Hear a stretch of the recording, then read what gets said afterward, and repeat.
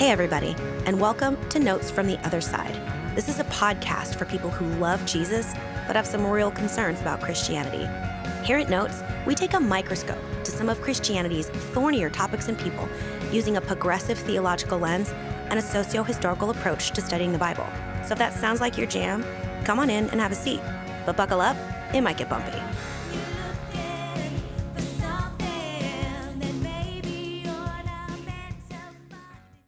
All right, folks, welcome back to Notes from the Other Side. This is a podcast where we take a microscope to some of Christianity's thornier topics and people. And I am your host on brand new drugs, Tiziana Severse. I want a brand new drug. I got this recent diagnosis of ADHD. I got it after my second baby when I lost my mind. I know, right? Everybody that knows me is like, oh, I'm sorry, this is new information for you. And my psychiatrist just put me on some new pills, and I could tell as I was carefully and in a controlled fashion delivering the intro. I'm like, oh, these new drugs are working. Hey. Yeah. Please, absolutely feel free. I could cut this, or you can refuse. What did they put you on? Ritalin. Okay, Ritalin. Wow, Yeah. Old school, baby. Yeah, yeah. They Old put me on school. some Ritalin. Turns out that medicine also keeps you from tearing down bulletin boards when you're a kid in elementary school. Did you find this out the hard way? Yes, Yeah. of course. I was diagnosed with ADHD very early and put on Ritalin, and my mom took me off it after a couple months because she was like, your grades plummeted. Yeah. She was like, yeah, my grades dropped. So she was like, nope, not for you. Interesting. And I just lived the rest of my life like this. Yeah. And how we have all found one another. I know. Right. Well, you know, and the thing is I don't take it all of the time because I have to, again, here, let's have a conversation. I have to take the 2 pills a day, quick release, some in the morning and some in the afternoon, because insurance won't cover the extended release 1 pill a day until you've tried the former. And it turns out I kind of like that because I can decide if I want to have a lot of energy and pick me up at 3 o'clock. Those release ones, I mean, I haven't had Ritalin since I was 10, but I've had Adderall for completely legitimate reasons. And boy, that time release stuff, you're just like, let me go. Yeah, I know. This I really enjoy. And I can tell when it wears off. I was talking to somebody the other day and I was like, yeah. So the other day I was like, and then you know what else happened? I was and I was like, ooh, there goes my drugs. You know? I can feel it. It's like pressing fast forward all of a sudden on a thing. But anyhow, Funny. I'm your host, Tiziana Mom's Hearts First. How you mama so hard today?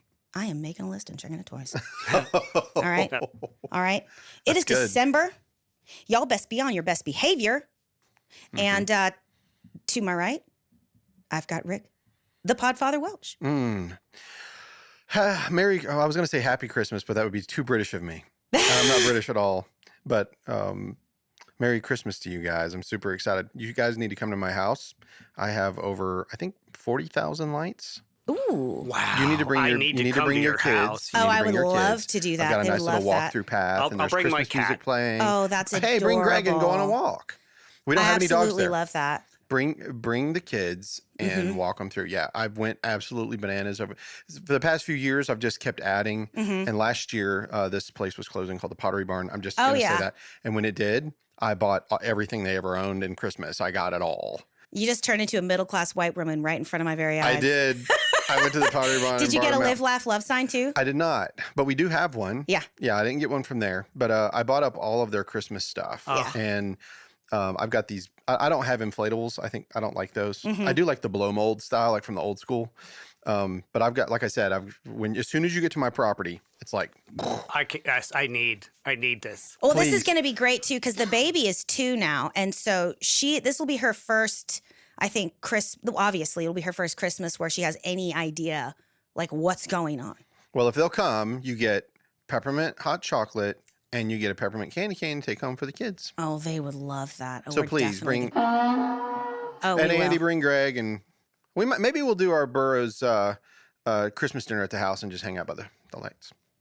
Anywho, and also behind the glass, of course, we don't want to forget Rocket Man Andy Bishop. I'm on the same old drugs. You're on the same old drug. Nothing new around here. Nothing new around Did here. anybody get my Huey Lewis reference? Oh, yeah. I want a new drug. I totally did. It just, everything Wanna moved make on me quick. sick? That's a great Oh song. my Oh, God. you Lewis didn't? in the I got it. news. I definitely. I missed it. I missed it. I'm not up to speed. Dun-dun-sh. Yeah. Oh, wow. Is that a drug pun?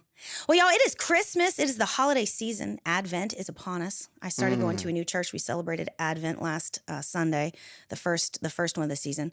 And so what we are going to do today and for the rest of the month, because we got a couple episodes coming out in December, we're going to be taking a look at some of the claims that have been made over the years regarding the origins of some of our favorite Christmas season celebrations. Mm-hmm. Word. Yeah. I mean, I can remember when I was a child asking, for example, and this is, we're going to kick this off with, why do we celebrate Christmas on December 25th?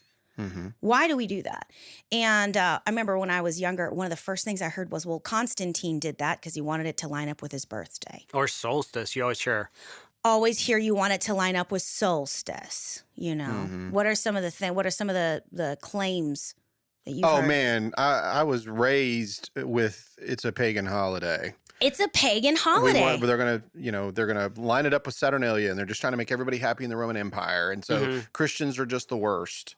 That's what I heard my whole life. I've heard that my whole life too. I never heard the Christians are just the worst, but I heard the let's line it up with the stuff people already know a lot, which makes sense. Yeah. I mean, that's How you unite a kingdom I or an believed empire. it because that's completely logical. It makes sense. Yeah. So I definitely I kind of just bought that. It's one of those things I believed for a long time without evidence. But it wasn't, I never felt like it was, people talk about that as if it's evil. Oh, we just kind of wanted to schedule it together. Right. So that the holiday would translate. And that's just, baby, that's good marketing. That's not evil behavior. I just realized there's something that Andy does not understand. And that is to recalculate and place the birth of the savior of all mankind just to line up with something in the Christian world is a no-no. Right, but they didn't probably know when it was anyway. But I'm saying people modern thinking will say that's terrible because again, like you've argued in the past, if you need this book to be absolutely perfect, you're insane. This is crazy. Yeah, you're in for a tough ride. This is yet just one more thing that they're adding is that Jesus' birth is on the specific date. And all of the, if they moved it, then we just can't trust anything. Yeah. They which is weird. They almost certainly didn't know. Maybe you did know that, but I'm just saying a lot of people in the Christian world. No, I feel know that that they believe that, but it just it never felt like a gotcha. I know it was said as a gotcha to Christians. Yeah. Many times, maybe even by me. We've all been children. But honestly, it never seemed to matter to me. Who cares? It's, they didn't actually have the date. So just pick one. Yeah. And you know what I want?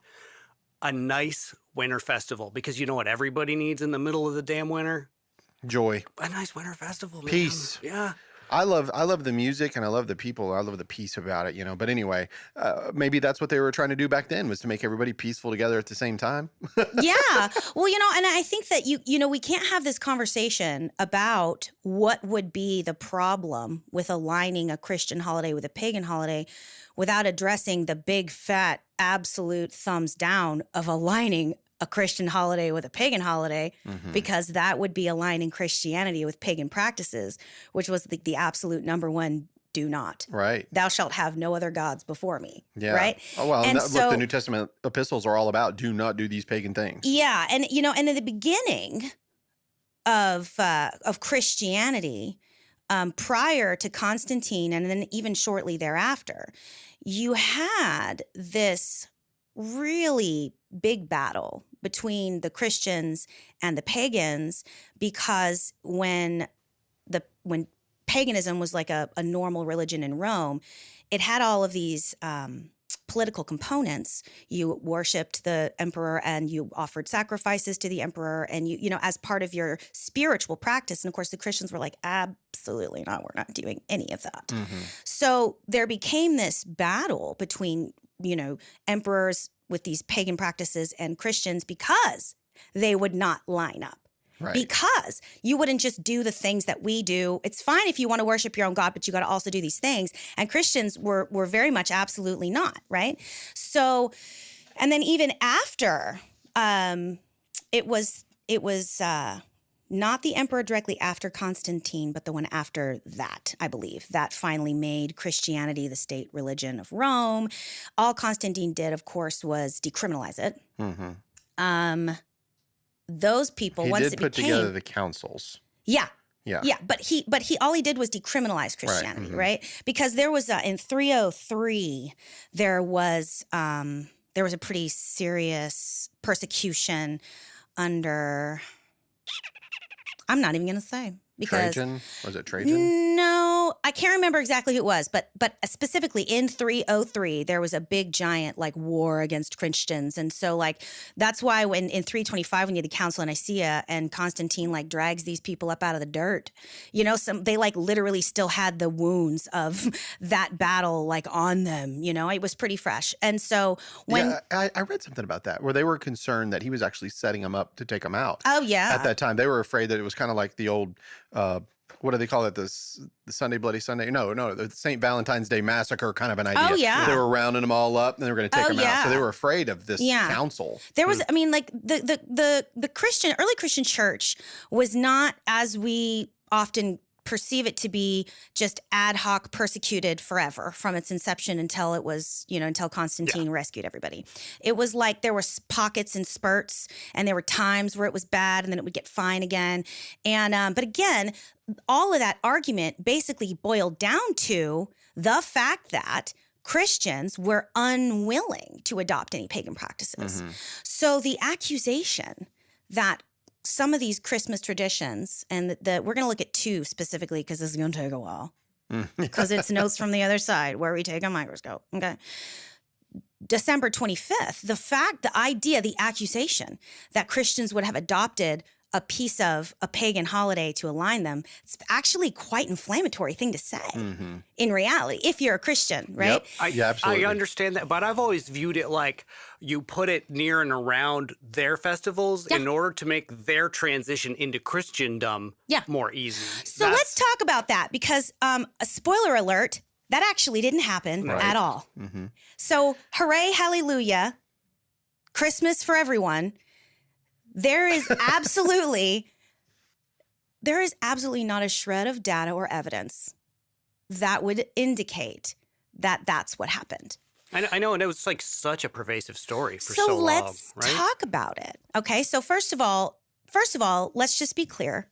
Constantine was born in February, not December. Done. Period.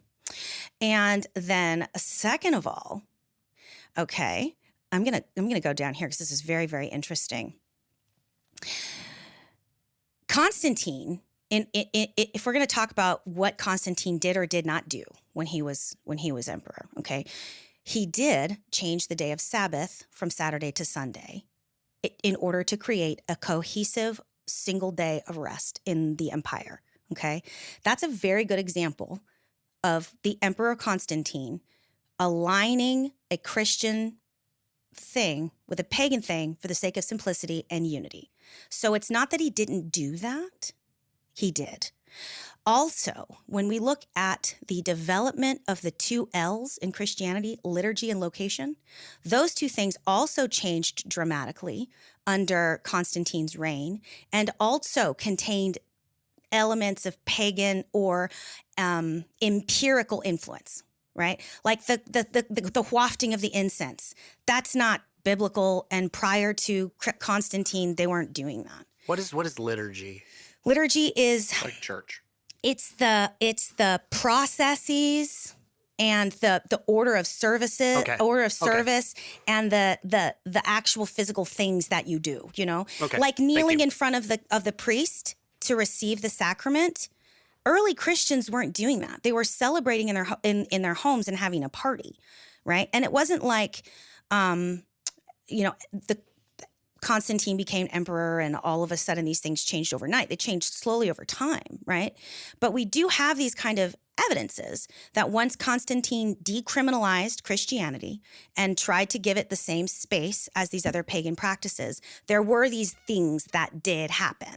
You know, that turned Christianity from a sort of like meeting in people's homes and having a communal a meal together to this very structured, very liturgical, very, the garb of priests and bishops became far more ornate after that. That was not Christian. That was more about aligning it with sort of empirical and pagan practices, for example. So it's not like he didn't do that. Right. Yep. But I read 3 papers for this study. Sweet. And listened to a couple of different podcasts. There's this one paper by this guy, Kurt Simmons. This, again, is an open access paper. He wrote it in 2015. I'm going to quote Simmons directly because this is very interesting. All right. Regarding Constantine being responsible for the institution of Christmas at Rome, as it has been shown, that Constantine was not present in Rome at the relevant time, and that his instituting Christmas there cannot be reconciled with its absence in Constantinople during the whole of Constantine's lifetime. Now remember, Constantinople is the city that he founded, named after himself, and where he built that big giant cathedral. Yes, right? Which is modern day Istanbul. Right, which is modern day Istanbul. Okay. So, if instituting Christmas was part of Constantine's program to make Christianity the religion of the empire, we would certainly expect Christmas to have been celebrated in the city bearing his name. Yet, Christmas was not celebrated in Constantinople until AD 380. But I think where a lot of this comes from is the fact that there, again, were these other ways that Constantine did turn pagan and Christian practices into one. But when it comes to specifically December 25th being the day we celebrate, Constantine had absolutely nothing to do with it. And we have it. We have proof. There's we have the record of in 380 the first Christmas celebration in the church. Is it Hagia Sophia? What? Oh my gosh! Somebody with a phone. What is the name of the cathedral that Constantine built? And Well, you said 380? 380. 380. 380. Thank you. I was like, CE. 3. Yeah. And it wasn't even Constantine that did it. It was the whoever was the Pope at the time. And we have the sermon, and he made this big deal about being the first time that Christmas was celebrated. So that's the first. So let's just start there. That's like numero uno. It was Constantine's birthday. No. Constantine did it because he was trying to make a fun holiday for Christians during the winter holiday. No. Andrew Bishop. So the AI response on Google, the 2 came up, the Basilica of Constantine and Old St. Peter's Basilica. Old St. Peter's Basilica. Okay, yeah. Yeah. Cool. So then let's go, okay, so let's look at the other claim. So then it was created and calculated to line up with these other religious practices. December 5th was picked by somebody at some unknown point in time we've yet to determine. We know it wasn't Constantine, so had to be somebody else.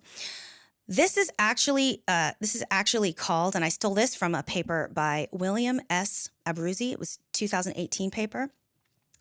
This is called The History of Religions Theory. And it dates back to the 17th century and is, and I will quote him here, the ideological descendant of Puritan and Presbyterian dissenters who essentially had so much beef. He didn't say beef. Cut. Now I'm talking. They had so much beef with the Catholic Church during the Protestant Reformation that they kind of started like a smear campaign to make it look like Catholicism, who, again, had these legitimate examples of ways that they'd incorporated imperialism and paganism into some of their liturgy. But they were trying to make the celebration of Christmas on December 25th part of that conversation to make the Catholic Church look bad. And again, apologies to any of the Catholics out there, like it wasn't doing that on its own. You know, they were selling indulgences. Yeah. They had popes that were, it was called simony. Bishops were purchasing, popular posts. They were having wives and kids, having giant orgies. Like there were plenty of wonderful monks and bishops doing really good work. They were not the majority. Really? They weren't empire. the majority. They were not the majority, Wow. right? I know. Shocker. But so part of this idea, the history of religions theory, where we got the 25th, has to do with that, okay? And what happened at that point is there was a popularization of a particular work called the Chronography of 354. So let me scroll through my notes because I want to make sure I get this right. It was either the chronography or the chronograph. Hold on a second, you guys. The Chronography of 354. So the Chronography of 354 is this it was this giant codex, which of course we know is a book, that was commissioned by a rich Christian named Valentinus.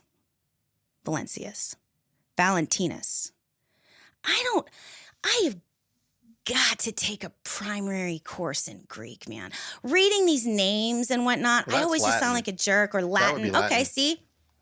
Case in point. Case in point. Yeah. So let's say Valencius because it is such a good It's such a great word. So anyway, so he hired this really famous calligrapher of his time to make him this big codex. And what it essentially was it was a compilation of important dates and calendars and events and all this other stuff, right? Well, in this chronography, there are two sections. One of them was a section where there was a calendar celebrating festivals, and the other one was a section that was all the birth dates of famous martyrs and important people.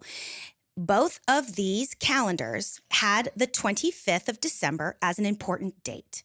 On the date of celebrations of festivals, the 25th was the celebration of Sol Invictus. And in the birth of the birth of important martyrs and historical figures, if I can remember the name, it was the Deposito Matrium, the annual commemoration of the martyrs, right? And that is the first entry, and that is Natus Christus in Bethlehem, Judea. And that's also listed as December 25th. So then what happened there was this 12th century writer, a bishop named Dionysius Barsalibi. He died in 1171. So he wrote this whole paper saying that because these two dates appeared and that the celebration of Sol Invictus that is commemorated in the Chronography of 354 had to do with the celebration that happened in 274 CE. That happened first, and this is exactly what he says, according to Barsalibi. This is exactly what he says. When early church fathers saw that Christians were also still celebrating that holiday on the 25th, Sol Invictus, they resolved that the true nativity should also be solemnized on that day. So let's start over. Someone in the 12th century, a bishop, was talking about an ancient manuscript. My family's done a lot. Oh my God, that joke totally went over my head. What? That was it. No, my last name's Bishop. Oh! Sorry, I'm so sorry. Oh my gosh, I'm like so deep in my notes here, and I'm on drugs now. I was going to say, listen, that's the Ritalin talking, That's the Ritalin. It honestly is, because for the first time I can hyper-focus on something without a lot of effort. I dropped it into dead air and let it sit there. I'm so sorry. Yeah. We'll take it. I apologize. We'll take it. It wasn't even that good a joke. It's okay. But this is fascinating. So we had this. This was the only piece of information that we had at the time, right? Mm-hmm. This was the only hard evidence that we had. Now, we've talked about this before, not on this show, Notes from the Other Side, but we have talked about this on the Burrows of Berea. Mm-hmm. We've talked about manuscripts. Okay, what are these artifacts? What are these manuscripts? A manuscript can be an entire work. A manuscript can be a fragment of a piece of a larger work. Mm-hmm. And what we have to do is go back in time and try and reconstruct, our timeline of history and what did or didn't happen. And part of the way that we do that is, and there are two Latin phrases, God's Library by Brent Nigori. God's Library is the name of the book. Go read that book. It talks all about manuscripts and how they're dated. Deo Biblia.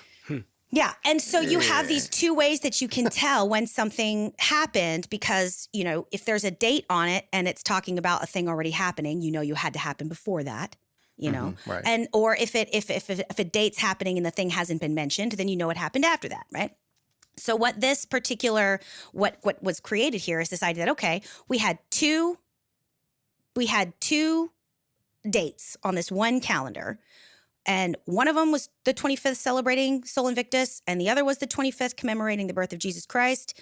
And when those, so what happened is it was the celebration of Sol Invictus. That would be this claim that there was a merging of those two holidays in order to create a level of symmetry within the Roman Catholic Church. Yeah. And paganism. Boom. That's why we celebrate it on the 25th.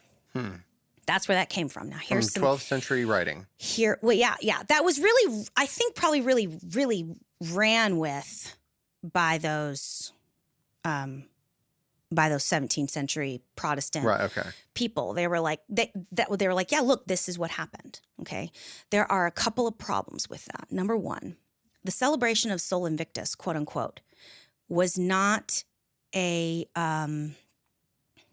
a formalized affair. What actually happened on 274 CE, that was written down on the chronograph as this is the day that this happened. What actually happened on that day, and we've got plenty of evidence for this, is that Emperor Aurelius, who had won some kind of thing, decided to dedicate a temple to Sol Invictus and commemorate the opening of that temple with like a week of games and feasting. That happened one time in one location. The celebration of Sol Invictus happened also in lots of other places. Now, if you're interested in reading more about this, go over to the Kiwi Hellenist blog. There's a Dr. Peter Gainsford writes that blog, and he is a professor of like ancient Greek studies and things of that nature. So he would be another person to go kind of look all of this information up. But I'm assuming he's from New Zealand. I believe that's probably true. Where the Kiwi people are right? Okay. But according to him, that is a spurious correlation because that only happened one time. And because the writer of the chronograph didn't go into a bunch of detail, this is where figuring shit out gets like so fun for me because we still don't know what happened first. They just happen to be on the same document. Sure. So but the biggest issue with that is, again, that 274 CE celebration was like a one-time affair, and it certainly wasn't empire-wide. Wow. Yeah. See, once. Yeah. Ha. So didn't know that. So it really doesn't make a lot of sense. Not to mention the fact that celebrations of Sol Invictus.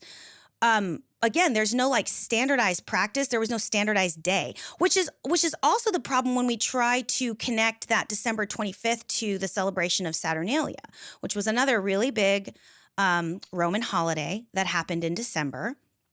But Saturnalia started on the 17th and went on for 3 to 7 days, depending. Okay. 17, 18, 19, 20, 21, 22. That's not December 25th. Right. Yeah. It's just not.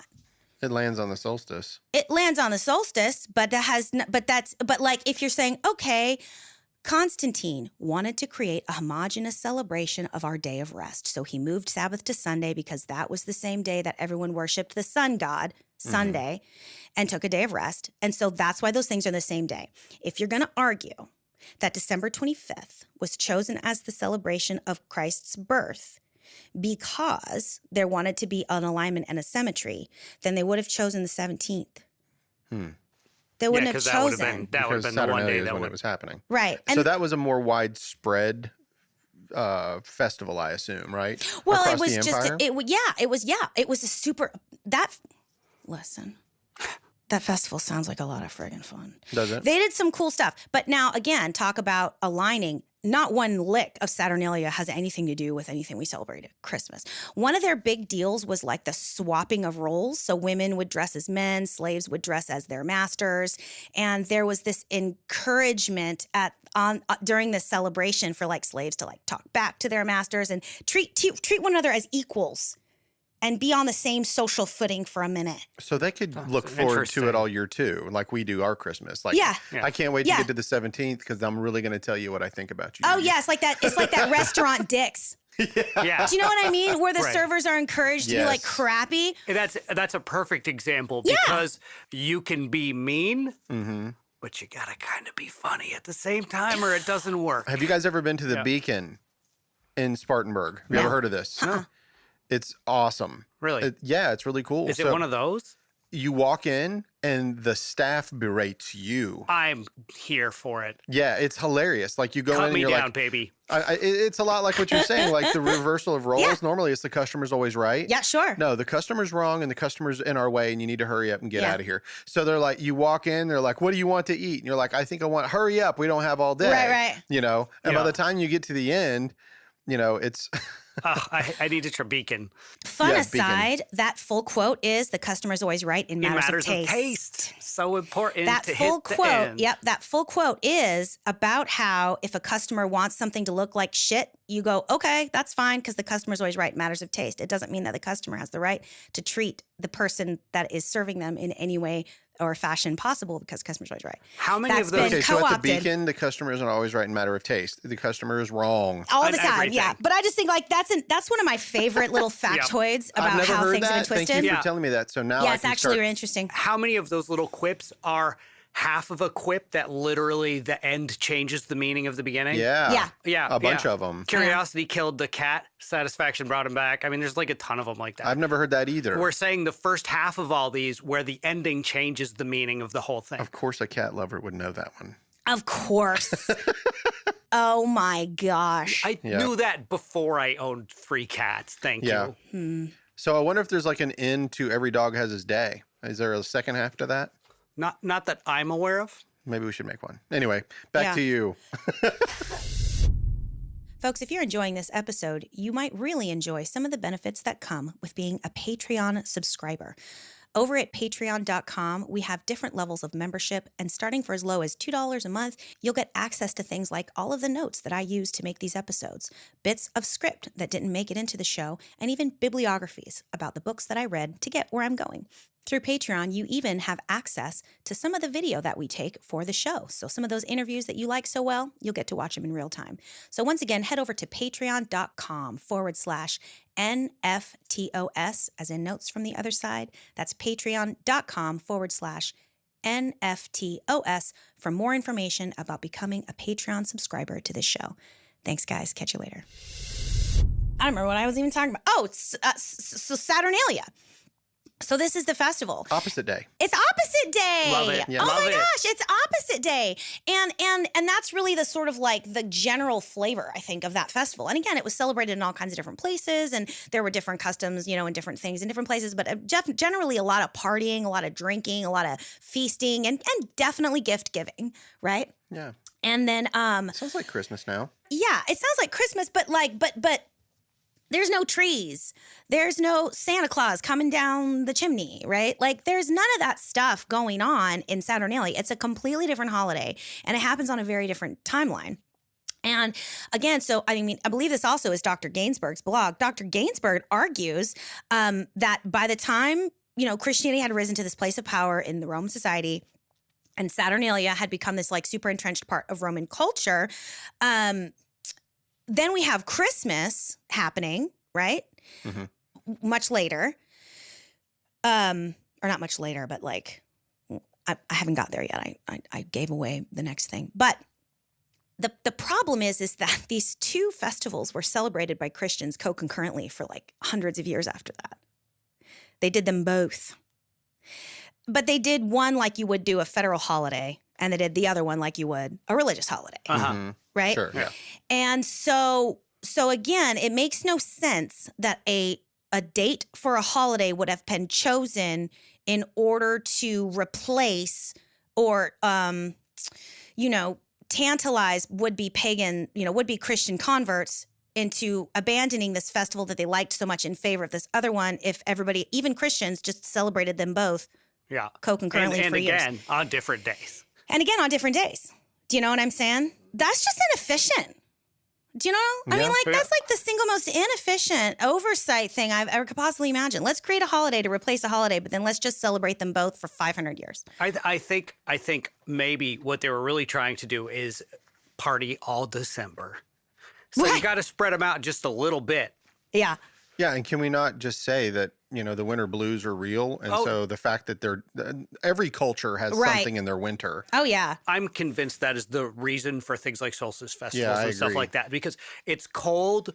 You don't necessarily have a ton of food, and what you do have isn't great at that point. There's very little daylight. It's a time of the year when you're mostly not doing much, especially in the old days. You're just kind of locked in a house. In the middle of the winter, you kind of need a thing. Yep. Yeah. It's good for me. Yeah. It keeps me happy in December. Yep. So we still don't know where the 25th comes from. It's probably not anything to do with Sol Invictus. Probably has nothing to do with Saturnalia. Probably has nothing to do with Constantine or his birthday. And this is where stuff gets fun for me. Because remember when Dr. Eric Smith was on here and he was talking about that book, If God Still Breathes, Why Can't I? Yes. I didn't read it yet, although I finally got Candida Moss's book, God's Ghostwriters, and I've been reading that. Oh, really? Yeah, it's good. But with new discoveries, new manuscripts, new dating, practices, something that occurs is this giant retraction that in 2023, because I was reading Dr. Peter Gainsbourd's blog again in prep for this, as well as these other papers. And even William S. Abrizi's paper, the 2018 paper, even in that paper, he actually says, because it was in the chronograph at the same time, it's probably likely that they chose the 25th to replace Sol Invictus. He even says that. And one of Dr. Gainsbourd's blog posts about Christmas says that. But there's been new scholarship, and here's where it gets fun. There is a fragment from a Roman writer named Hippolytus that dates to 220 CE. So way earlier than the 274 CE dedication of the Temple of Sol Invictus in the Games by Aurelius, right? Predates that, okay? That particular fragment, that document, has on it the 25th as the proposed date for the celebration of the Nativity of Christ. Wow. That's 220. Cool. How, when did you say? 220 Wow. CE. 220 CE. Now, that has been, it was widely regarded by scholars as an interpolation, which we know from our years is something that's been added. Redaction is when something's taken away, right? Interpolation is when something's added to a document. So people are like, that's just like a, probably a 12th century addition. Interpolation, right? Yeah, right. It's probably not real. And so people have dismissed it, which means that we are back to our starting point, which is the very earliest actual documentation that we have is from this chronograph. And interestingly enough, the chronograph is from 354, but that particular section on, I'm going to burp. You're welcome. That particular section of the chronograph, the death days of martyrs, that is actually regarded by most scholars as being from 336. So it was, the calligrapher collected that information. The calligrapher coalesced information. Mm-hmm. And the calligrapher didn't necessarily write this information because it's a big book, like I said. It's real pretty. You can go look it up. The chronograph of 354. And it's like a, lunar calendar. It's all kinds of different calendars. So he gathered that calendar from 336, but that still's not earlier than 274. So this 220 CE chunk from Hippolytus of Rome, many scholars said, okay, it's an interpolation, but recent scholarship has come out and said, you know what, I think that this is actually probably real. This is probably authentic. So now we have this early date. And then we also have writings from Clement of Alexandria. And the thing is that the Christian empire was big and it had two schools. It had the Western Christianity and it had Eastern Christianity, which were like the Greek Orthodox Church and the Catholic Church. And they weren't always doing the same thing. And at this point, so Clement is just kind of like musing. And this Clement is a second century writer. Or a third century writer. So around the same time as 220 CE, because 200 to 300 is the third century. So Clement of Alexandria is writing. We've got this chunk from 220 Hippolytus of Rome, and Clement is like musing, what are we going to do about the date of the birth? Because some people were celebrating it on January 6th, And some people were celebrating it on March 25th.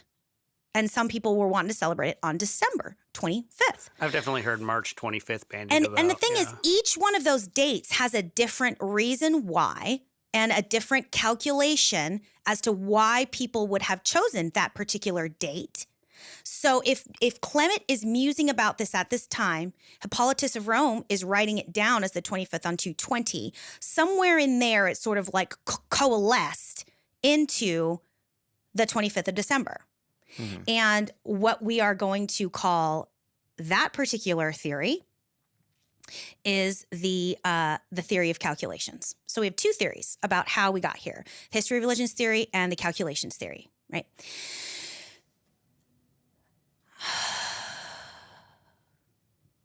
There are two really interesting ways of calculating the 25th that I read. One of them I have absolutely no time to dig into. It's really interesting. If you are interested in it, go read Kurt Simmons' paper, 2015. The name of that paper, and again, I think you can get this just any old where you want to get anything, because we've talked about this before, academia being like BS. But if you want to read this paper by Kurt Simmons, it's called The Origins of Christmas and the Date of Christ's Birth. He's got this really crazy table where people took historical data about King Herod, who was the king of the Jews at the time of Christ's birth, and took the birth narratives in Matthew and Luke and tried to kind of like put them in a table. And one of the things that happens there is Herod got sick and died at some point. And we have these little tidbits of information, like he made this person in charge of this before he died, or he went and tried to cleanse himself in this particular whatever. And so there's this assumption that like the census that Mary and Jesus were traveling to was instituted by one of those people and one of those moments that Herod was doing at the time, that we have like a different archaeological evidence for, right? But Jesus' mom, they had to wait 40 days to take him to the temple and have him be consecrated. And the theory and argument there is that when the Magi went to King Herod and was like, we want to worship the new king, where is he? Bethlehem was only like 10 miles away. So it wouldn't have needed to, they wouldn't have needed like a big star to follow, and they snuck away in the night. They went far away. Some of these people, so this big table, I said I didn't have time to explain it, but now here I am. Yeah, but it's something it's for so us to go look into. It is. Yeah, you have to go look at it, because what I'm doing is I'm trying to summarize, but essentially, then what the Magi were actually doing was not going to visit Jesus where he was born. They were going to visit him where he was taken after the 40 days to go be cleansed at the temple in Jerusalem, and that's why they had to go farther.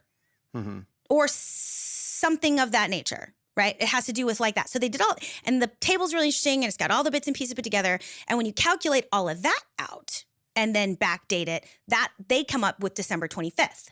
Okay.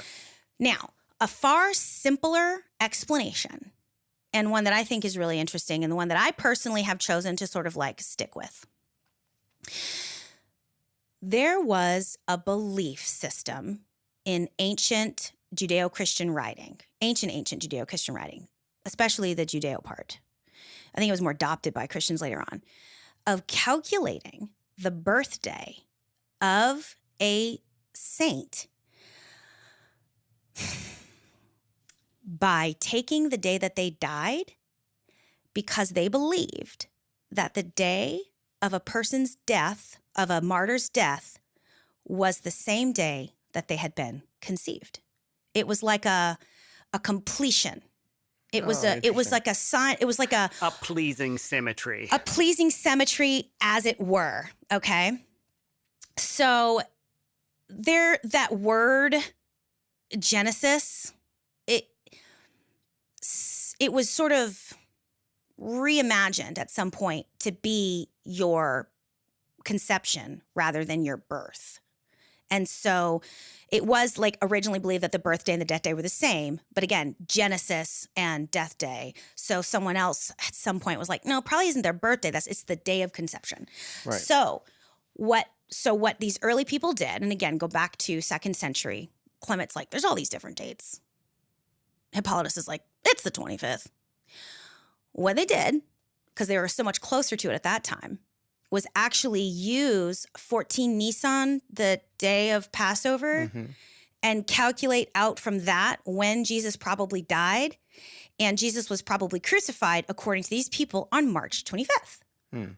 According to these calculations, based on what happened when, because of course Passover, the Hebrew calendar follows our lunar calendar.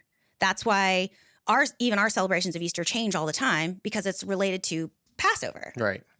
So they calculated the year that Jesus probably died, calculated he probably died on the 25th. And if a human being was incubated in their mind, conceived on the 20th, because then it would mean his conception date was on the 25th. 9 months exactly after that is December 25th. Yeah. And miracle of miracles, and this again is from the Simmons paper, the table that they calculated based on lining up the events of Luke and Matthew and like the factual events of Herod's reign, that also calculated to December 25th. So that's the day that they landed on. Cool. December 25th. That's how we got there from there. That's literally as good a reason as you could probably, you know what I mean? Yeah. Because they're all gonna be a little bit like we think. Well, yeah, I mean, they're gonna be, close. There could be close, but you know what I mean. To get it on the who knows, day, right? yeah. Well, and that's the problem with antiquity. It's not like Yeah, exactly. right. Yeah. Well, we know where Thanksgiving came from. We know that Abraham Lincoln was like, we're being ripped apart by civil war. We need to create a holiday. This is what we're going to do. Boom. We know that. Yeah, I didn't, but now I do. No, actually, it was started by George Washington, not No. Washington. Maybe it's one But of it those. was this. Okay, maybe not it's one of Abraham those Lincoln. See, there we go. But they brought it back. Right, They the brought it back reinvigoration, yeah. after the Civil War. They brought it back as a national holiday. It Ah. was something that was instituted in New York City Yeah. by George Washington. Okay. But Yeah, see, there's a Thanksgiving I address. bet you didn't know you were here with a Thanksgiving scholar. I did not know I was here with a Thanksgiving Yeah. scholar. But the thing is we know that. We know that because somebody wrote it down. They won the Revolutionary War, and so they were doing. It was a Thanksgiving To to God for doing it.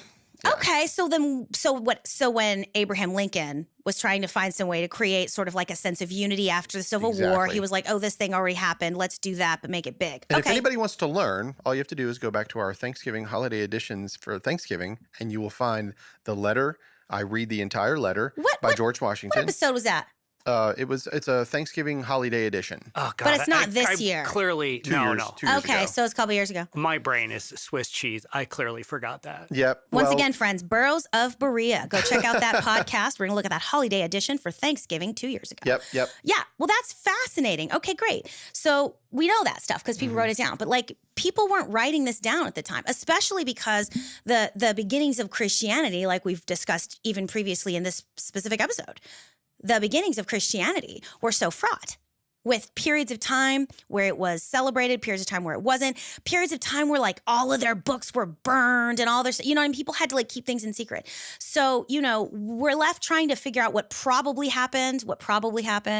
And for me, based on like the few papers that I read, the couple of podcast episodes that I listened to, and then of course, Dr. Gainsford's blog.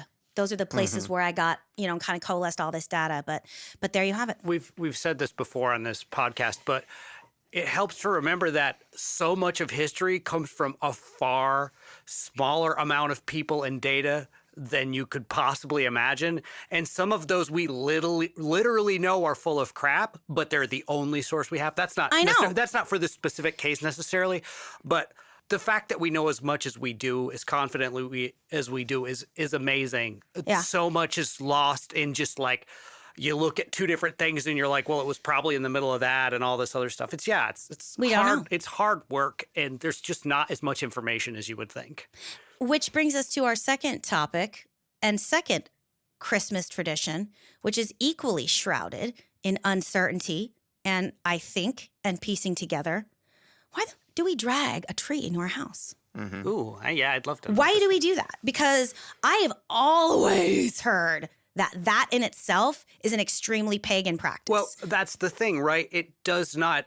it seems absurd in a way that paganism is told to us to be absurd. So when somebody says that's pagan, your brain's just like, yeah, that kind of computes, right? Mm-hmm. Right. Well, and also, I've always heard it was like a Celtic tradition that the Christians adopted. And it's really not even Christians adopting the tree. It's just what we Americans did. Right. It's not like the church did, right? I've heard that too. Because that's the other thing. We do the same thing with quote unquote Indians, right? Mm-hmm. We're like, oh, that's what the Indians did. There were thousands of Native American tribes with they worship the of Great different Spirit practices. or the Great Eagle. It's like, do you know how many different things? And when I say they, I mean this one guy, Jason.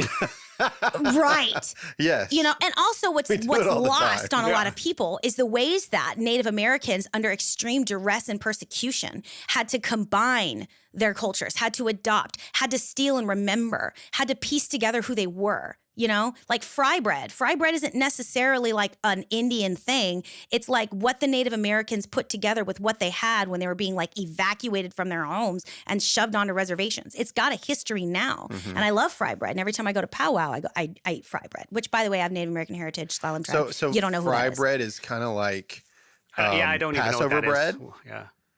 Like unleavened bread? Is it like fry bread is unleavened? It's the same story. Remember, unleavened bread what is fry bread? But what he's saying is fry bread is not necessarily under duress. It's not a bread of first choice. It's a thing they could make with what they had. Yeah. What is fry bread? What is fry bread? Fry bread is a bread made in various cultures, specifically, I believe, in the southwestern pieces of Native American culture. And it's different. It's going to be different based on region. Just do your best, Tizzy. It's just bread.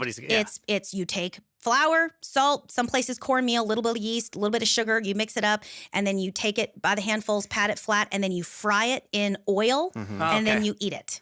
Okay. There's this old song, My Mother Made Fried Bread, this old song. But I grew up in the Pacific Northwest. Cornbread already. We eat fried cornbread now. Mm-hmm. Yeah. Sure. I grew up in the Pacific Northwest. My tribal heritage is the Sklallam tribe. If you've ever heard the word potluck, my people started that. We called it potlatch. Huh. The potlatch was outlawed at some point by the American government because it was kind of one of the ways that the Indians would be like, hey, come over to my house, bring something. You're not going to bring as good as what I have. And there was like, it was potlatch was, it was also kind of a way to demonstrate what you had versus what other people had. And like in my people, for example, we would have like big wedding festivals and stuff, and we would create gifts and things that you gave at the wedding. We had these little dogs that we would shave and make blankets and stuff out of their hair and just stuff like that, you know. And you would part of potlatch was like sending people home with more than they came with, because also part of that was like, because we have so much shit. Yeah. You know, it's great. And so keeping up with the Joneses Indian style. For real. It's so great. Yeah. Franz Boas is an archaeologist. Style. Yeah. Franz Boas is an archaeologist that he preserved a lot of the Pacific Northwest culture because they got, you know, people went out there later. Y'all, we are on, this is like tangent numero. We're in the Indians here, American Indians. We got to get back to the tree in the house. We got to get back to that. We can have a whole conversation about my Native American heritage at a different time. But, and Franz Boas and how he preserved it. This Salish, Coast Salish people. Anyway, the point is, when we try to create like this amalgam of Native American, it's kind of like when we create this amalgam of pagan, okay? But if we talk about the seed of Christianity, being in the Roman Empire and being in that part of the world, as we've already discussed, there are no Roman pagan holidays that practice dragging a tree into their house.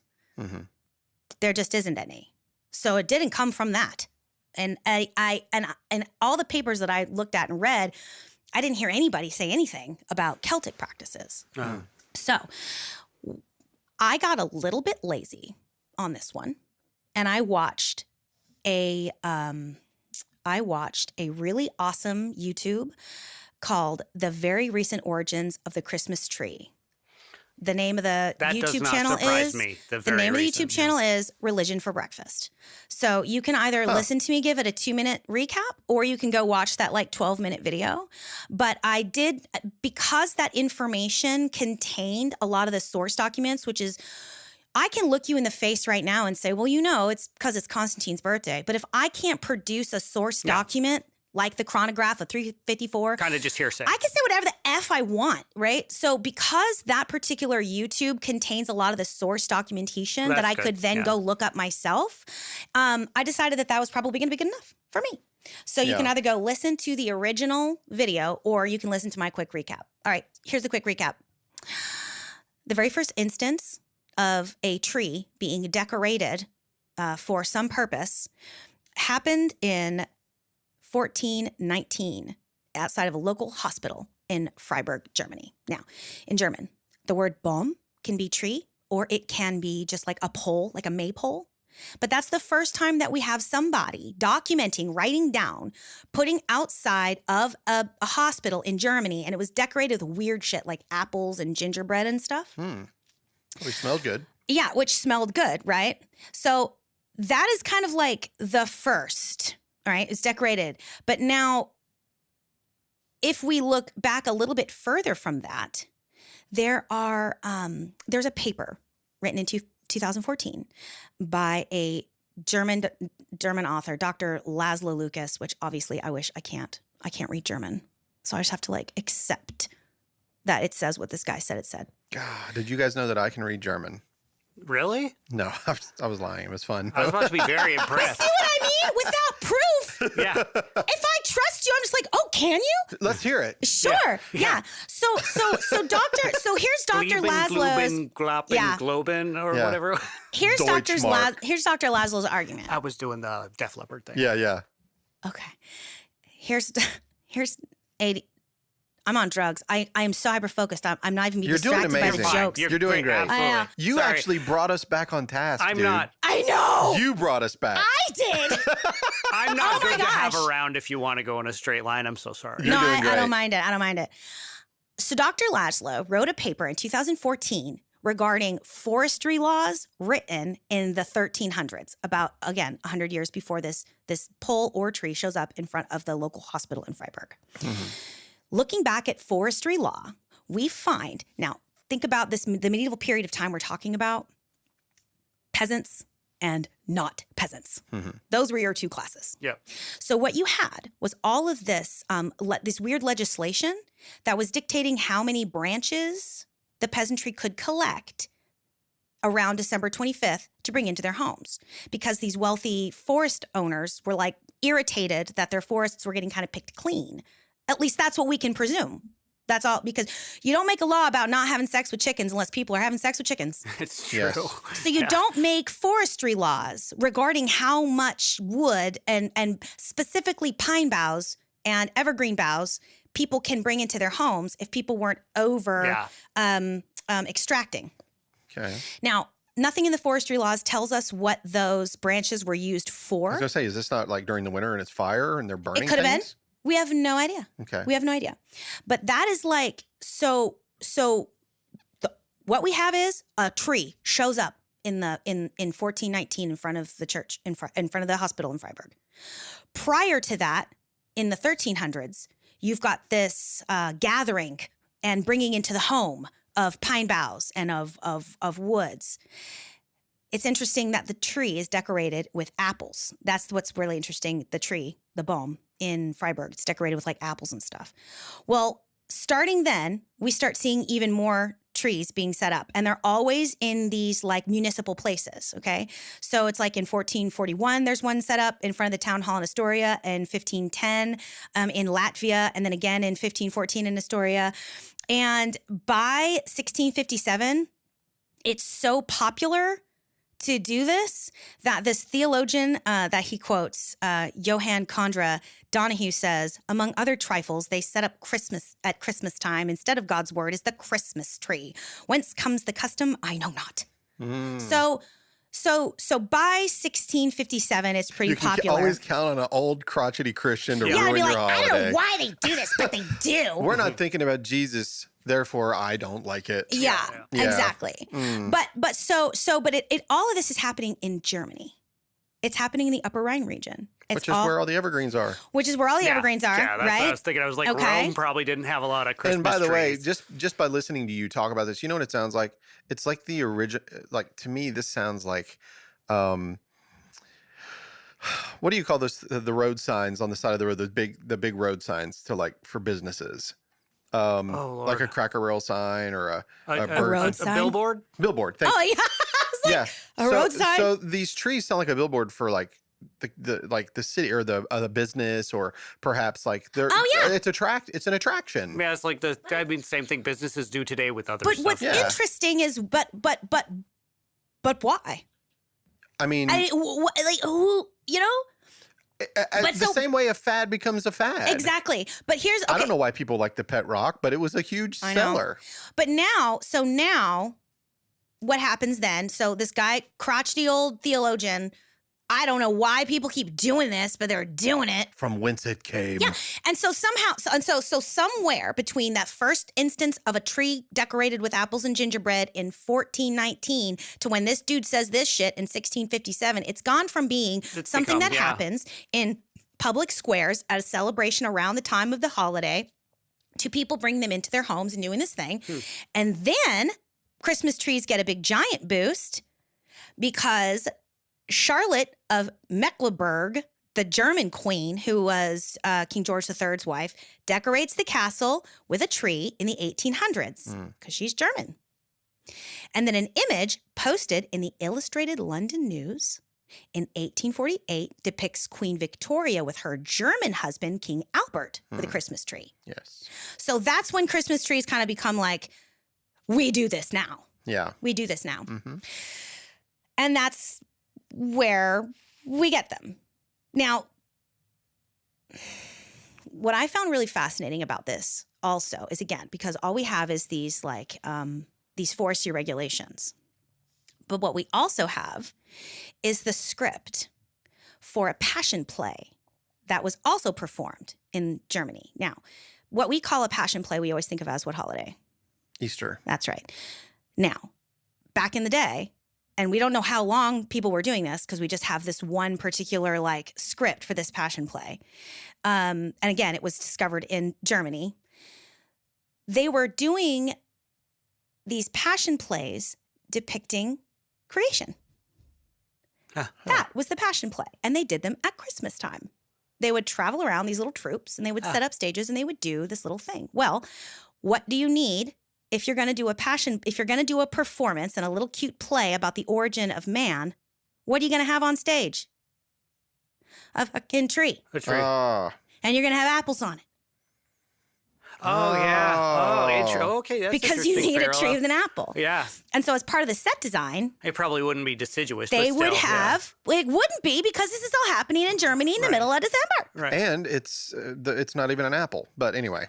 Yeah. The Bible talks about fruit. It's not even an apple. Yeah. But still, right? And so we don't know for sure why people started dragging trees into their houses. That's true. We know they didn't do it in Saturnalia. They didn't do it in Sol Invictus. We don't really have any evidence of that, except that obviously worshiping in pine groves and worshiping in sacred places around sacred trees has been a part of many cultures and many practices. Would you like to hear a cool Bible verse? Yeah. About this? Yeah. Check it out. About Christmas trees or about worshiping in sacred groves? No, this is Jeremiah. Oh. Chapter 10. Verse 1, hear the word which the Lord speaks to you, O house of Israel. Thus says the Lord, do not learn the way of the nations, and do not be terrified by the signs of the heavens, although the nations are terrified by them. For the customs of the peoples are delusion, because it is wood cut from the forest, the work of the hands of a craftsman with a cutting tool. They decorate it with silver and with gold. Oh, yeah. Silver but that's idols. And gold. Sorry. Silver and that gold. was a verse people used to use against me, too. Your own Bible tells you that it's pagan. Well, yeah, talking about fashioning things out of they're talking about idols. They're talking about yeah. And then putting gold and silver on them. But you see the leaps people make? Yes. Mm-hmm. You see the leaps people make? Mm-hmm. Well, when actually, if you look at the data, you look at the hard evidence, there's absolutely no shred of data, as Dan would say. I mean, I'm like anybody else. Whenever me and Holly get done bowing down at the tree every morning. Sure. Yeah. I like to personally prick my finger and drop some blood in the water. It really keeps it going all the way to January. It really does. You want to see a fresh evergreen. That's it. Put some blood in the water. Put some blood in the water. Oh, boy. Yeah. We're kidding. Some people will be like, God, calm down. Now, if you go watch that video, Religion for Breakfast, if you do watch the video, he also talks about, and again, so this goes back to our previous discussion about how we came up with the 25th, okay? Mm-hmm. We talked on the 25th my drugs aren't wearing off yet, but it seems like the peak has hit the peak. I'm on the downhill slope. When we talked about that, we talked about why I chased that rabbit. I don't know. I had a point. Yeah. It was a good point. Oh, a smear campaign. We talked about smear campaign and about how the history of religion's theory kind of has this additional element of creating a smear campaign against the Catholic Church by trying to say that it's aligned with paganism and that's why you should be Protestant, right? Right. So we have that in there. There apparently was a paper that was written and published in 1858 that argues that the Christmas Christian tree mashup thing does have a root in some Germanic practices, and that the dragging of trees into the house at Christmas was meant to strengthen a sort of like Germanic overtone and sense of identity. But this person had an agenda when they wrote that. And there's also no data. So once again, we're left with someone saying that's what Germans used to do. But we don't have any shred of data that says they did that pre-Christian. We don't know. Also, with a tree, like, part of me is like, I can see like a crafty mom or dad with bored kids be like, let's figure out something to do. Yeah. Well, what's really interesting, so we're gonna wrap this episode up, but what I'm gonna do is I'm gonna give us a little bit of a lead-in for our next episode, which is gonna come out in a couple of weeks. I'm very excited. The last real custom, I think, that we need to look at is the gift giving aspect of Christmas, which again leads us to the big fat dude in the red suit coming down the chimney. Santa Claus. How does that factor in, and how does that have pagan roots? Now, I mentioned this to my aunt, and she said it was okay that I share the story. She was married to a man whose mother was German. Okay. Now, in the 1600s, Martin Luther was like, it is some bullshit. Again, a crusty theologian, that everybody just keeps giving presents on St. Nicholas Day, which is actually December 6th. We are recording this right now, December 5th. That would be tomorrow. Oh, so this is the eve of St. Nicholas Day. Hey. Isn't that fascinating? I didn't know there was a St. Nicholas Day. Oh, we're gonna talk a lot about this in just a minute because I'm really excited about our next guest. But you listening are gonna get this later. You're gonna have to tune in a couple of weeks. Cliffhanger. Yeah. But Martin Luther was like, crusty. This is stupid. Why are we? And again, this has to go back to do with the Protestant Reformation. And like, why are we worshiping saints? And why are we venerating saints? And why are we honoring these people? We should just be honoring Christ. So Martin Luther comes up with this idea that the Kinderchrist, the little tiny sweet 10-pound, 6-ounce baby Jesus with wings, is going to come bring you presents on Christmas Eve. He created that idea. Really? Ha! And I mentioned this to my crazy. Martin Luther. He created it. That's wild. What Martin Luther instituted was the giving of gifts by the Kinderchrist on Christmas Eve in order to encourage people to stop doing that in honor of St. Nicholas and start doing it in honor of God and of Jesus. Okay, so we will verify that later. He's refocusing. He's refocusing, right. But I talked to my aunt, and her ex-husband's mother, who was German, remembers being a little kid. And on Christmas Eve, her parents would come up with like a new puzzle or a book, and they would tell her and her brother to go play in their room. And they knew this was the time, and they would run into the room and they would play, and they would wait until they heard the sound of bells. And the bells in the house ringing meant that the Kinderchrist had come. And they would come running out of their bedroom, and all of a sudden the house would have been decorated. So there was no tree, there was no decorations, and there was no presents until Christmas Eve, when the Kinderchrist came and did all of that work whilst they were in the bedroom playing with the toy. Now that's one story, one isolated German story. But of course, keep in mind that Martin Luther was German. Hold on. So are you telling me that Kinderchrist aren't real? Sorry. Kinder eggs are real. But But isn't fun. that fascinating? It is. That's I've never heard fascinating. that. I And know. a fun tradition. I'd never heard that either. And so when I read that, and then my aunt was like, "Oh yeah, that's what Oma used to say. That's what they did when they were kids." Wow. So that brings us to the conclusion of our study on Christmas traditions and their supposedly pagan roots. And I definitely learned some stuff, not which I knew I would. But Yeah.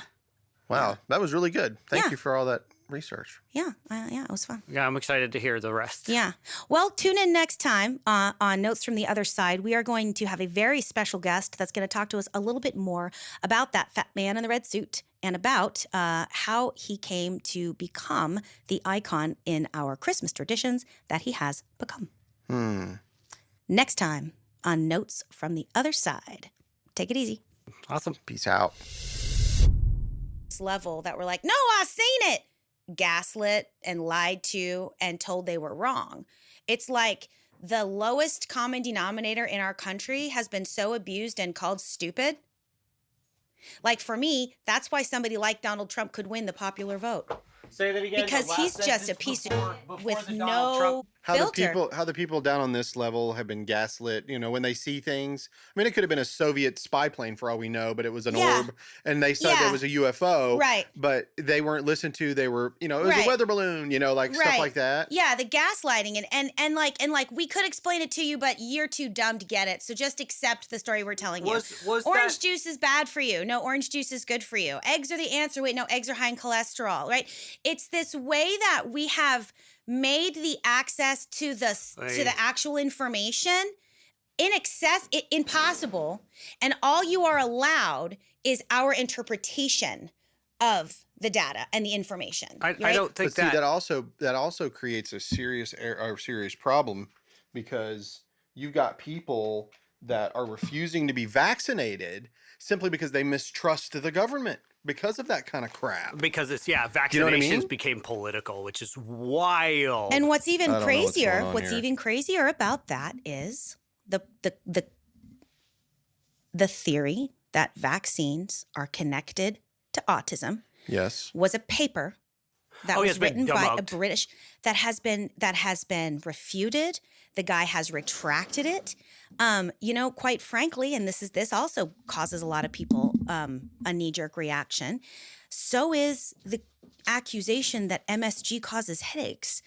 If you look for that paper, you can find it. That one's bunk as hell, It was too. written by a man, a white man, who wrote under a very obviously Asian stereotype pseudonym to make his argument seem more plausible. And I listened to I think it was a This American Life episode where like the guy who actually wrote it, his daughters were talking about it, and it I'm going to be misquoted, but he was writing it as a joke that people would think this kind of a thing. Oh, are you serious? That I didn't know. Yeah, well, I don't want to do a whoops. Go find the episode. It was on This American Life.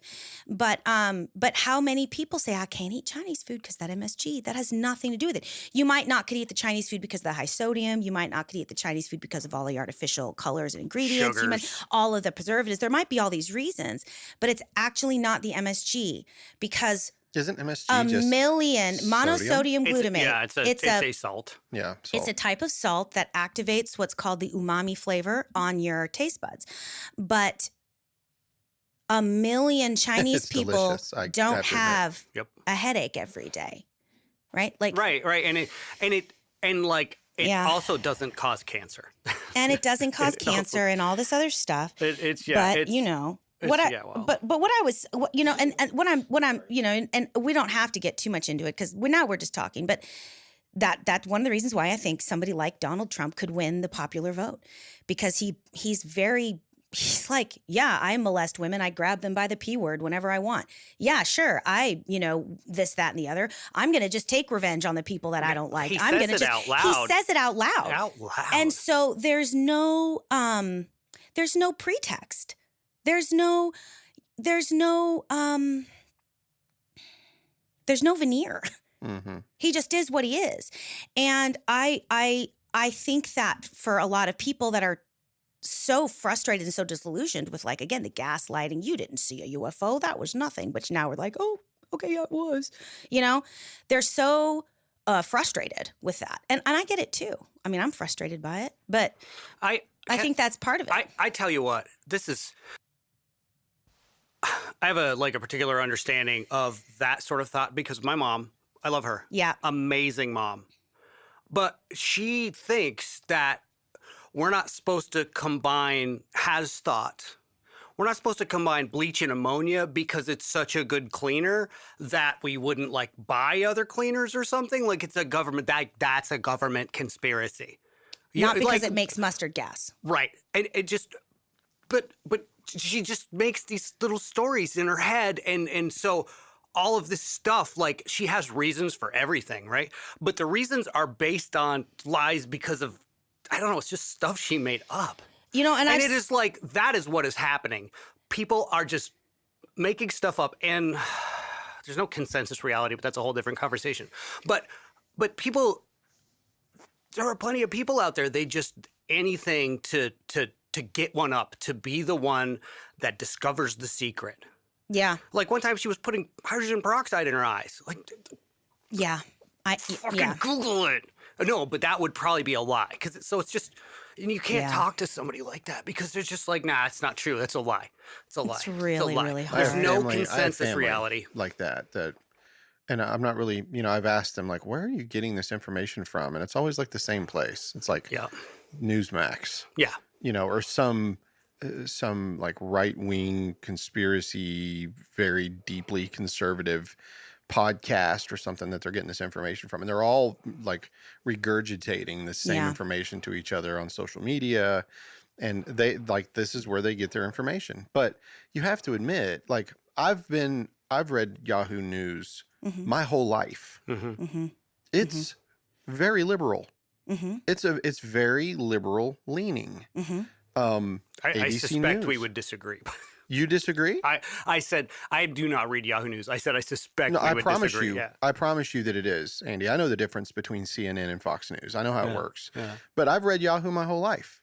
I like Yahoo News. I've always liked the platform, the way it works, but it's incredibly liberal. And that's the issue right there. That's the bottom line. There should be no such thing as conservative or liberal news. There should just be news. Boy, but everybody I wish that puts were... these spins on things. And so then what happens is, and we talked about this the other day, when you start to gravitate towards the news that's going to spin the story the way that you want, and you can look at it in the headlines. Where's Walter Cronkite when you need him? I know. Well, those or Jon Stewart. I mean, no, I like Jon Stewart. I like Jon Stewart, and we got to get moving because it's 10:23 and we have a 12 p.m. sharp interview with Adam English. Okay. But what I liked about Jon Stewart is he had all kinds of people on his show. He was never rude. He was never disrespectful. He asked leading questions, and he let people talk. Yeah. That was it. I love and Jon we don't Stewart. have that anymore. And clearly he was a comedian and clearly he had a liberal bent. But that didn't mean that he didn't allow dissenting voices on his show to engage in respectful debate of an issue, because he did. There are systemic issues about the world that are reasons that people like Walter Cronkite don't exist. And we can talk about that later. Yeah. But it's not because there's not qualified people who have the right temperament. It is because that's not how the world works.